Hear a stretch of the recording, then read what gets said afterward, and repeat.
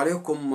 يعني لما يكون في جمهور بيشجع منتخب بلاده بغض النظر عن لاعب الفريق بتاعه، يبقى ندور على بطولات وندور على منتخب مصر زي الأيام الجميلة 2006 2008 2010.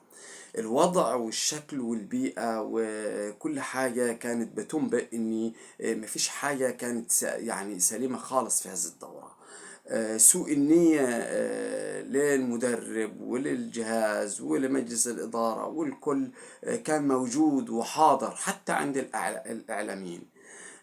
ده للأسف الشديد كنا نتمنى اللي بيحصل ده يستمر بعض الشيء، خصوصا بعد صعود غانا الضعيف على غينيا لاستواء الفريق القوي، وكان الطريق ممهد للوصول لأبعد يعني مرحلة. لكن يعني للأسف طبعا الخروج بضربات الترجيح من غينيا. طبعا فريق الكونغو ده قلنا عليه انه فريق قوي جدا، يعني عندنا هنا في القناة قلنا اتكلمنا عن هذا الفريق انه فريق قوي جدا.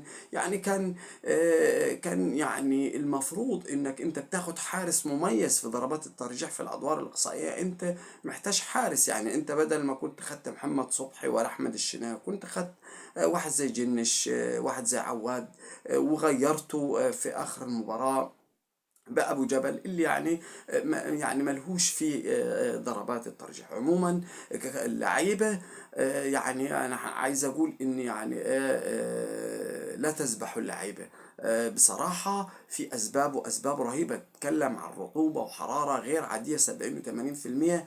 5 دقايق اللاعب بيبقى يعني غرقان في العرق وحرارة شديدة، وتنفس بيبقى رهيب، وكان موجود وكان كلنا كنا شايفينه. بس ده مش عذر يعني وهي الشماعة اللي هنتكلم عنها. اتكلمنا ان اتصدمنا اصلا بفيتوري. يعني انا قلت هنا انه ضعيف فنيا، ومن ناحية برضو الشخصية هو لا يملك الجرأة. احنا عايزين المدرب اللي بيلعب بطريقة هجومية عنده تكات فنية عالية، مش المدرب التكتيكي الخططي اللي بالشكل اللي زي كان يعني بفيتوري. يعني تجربة كانت صعبة وقاسية علينا الخروج يعني بهذا الشكل وبهذا السيناريو، وفي لعيبة كتير بصراحة يعني حزنها يعني كان مؤثر فينا. بتكلم عن تريزيجيه، وإن كان تريزيجيه النهارده الأسوأ، احنا قلنا البديل الذهبي لعب من بداية المباراة. يعني حتى من التكات الفنية للمدرب، انت تريزيجيه أول مباراة موزمبيق لعب من البداية كان سيء، لعب المباراتين كبديل كان يعني هو اللي غير المباراة. يعني مش هندق جو، خصوصا ان في لاعيبة طبعا زي امام عاشور مش متواجد، فكان محتاج تريزيجيه من بداية المباراة.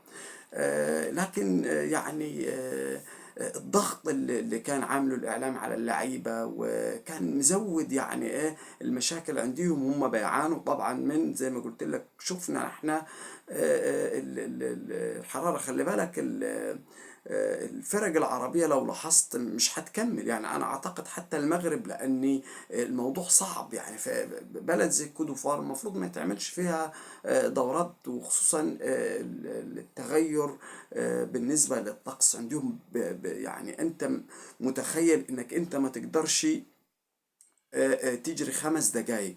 ولو في لا يعني في لعيبة تاني ما كنتش هتلاقيها بالمستوى بتاعها في هذه الظروف، بس عشان ما نعلقش المشانق للعيبة.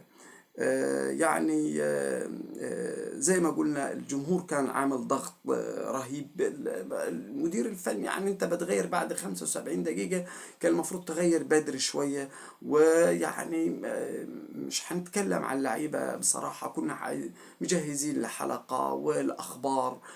يعني حالة الحزن خلتنا يعني ما هنتكلمش في حاجة النهاردة غير إننا لازم نشوف يعني المشاكل فين، ونشوف بداية قبل المدير الفني. على فكرة مدير فني مين اللي هيجي في هذا الوضع وفي هذا الإعلام والسوشيال ميديا والجمهور المصري الغريب الرهيب؟ مين هيدرب؟ مدرب أجنبي هينفع تاني في هذا الوضع؟ لا طبعا. وعايز ياخد بالعملة الصعبة ويقعد فترات طويلة ما بيدربش، يبقى صعب. طب مدرب وطني مستحيل يستحمل. حد يقدر في مصر أي مدرب في هذه الأجواء السيئة من الجمهور المصري اللي عمل ضغط رهيب، ده يلعب وده ما يلعبش، وخد اللاعب ده وما خدش اللاعب ده. رغم ان فيتوريا مدرب سيء، لكن سيء على مستوى الخطط مش على اختيار اللاعبين. كان اختيار اللاعبين ما هم الافضل ما فيش، لكن على المستوى الخططي والتدريبي والتكاتل الفنية العالية اللي ما شفناهاش اساسا في جميع المباريات. مشاكل كتير، ويعني المنتخب لازم يبقى في تكاتف بالنسبة للاعبين الموجودين. خلاص دول اللي اختارهم، وأي لاعب لازم يجد المساندة ويعني الالتفاف من الجمهور كله. مش أنا أساند وأشيد بس، كل واحد بيشيد باللاعب بتاع فريقه بس وانتمائه بس. نلاقي لعيبة سقطت من الكلام ده وما رموش محدش، اني اللعيبة اللي ما يعني بعيدا من اهلي والزمالك دول ده جو لا يصلح ان منتخب ياخد فيه بطولة. بعيدا من المدير الفني، اذا تكلمنا مستقبلا هل ينفع في هذا الجو مع مين مدير يعني فني اجنبي؟ طب يعني وطني، ده صعب وده صعب، لأن الأجواء سيئة والتغير بالنسبة للجمهور. يعني الانتقال من العصبية لنادي ولعبة. نتكلم عن الإعلاميين الكبار، ما عندهمش الثقافة دي، ثقافة إنه لاعب منتخب خلاص ده زي ده بالظبط. يعني كنا نتمنى الفوز، وكان الموضوع ماشي بشكل خطط تكتيكي عالي جدا. كنا عايزين نفرح، والمباراة الجاية كانت هتبقى أسهل، ولكن زي ما قلت لكم نحن يعني كنا حنفوز في أجواء صعبة، في مشاكل كتير. يعني المنتخب ما كانش كويس، لكن كنا عايزين يعني خصوصا مع خروج الجزائر وتونس يعني كويس. كان أي شيء وصلنا لدور الأربعة للنهائي كان هيبقى شيء مميز في كل هذه الظروف. عندنا مشاكل كتير، وعندنا يعني حاجات نفسية صعبة جدا لازم نعالجها، عشان يعني إن شاء الله بإذن الله. يعني الكرة فيها الفوز والهزيمة، فيها الفرح وفيها الحزن، وانت لازم تاخد من ده وتاخد من ده، لأن عندك برضو كأس العالم البطولة الأهم.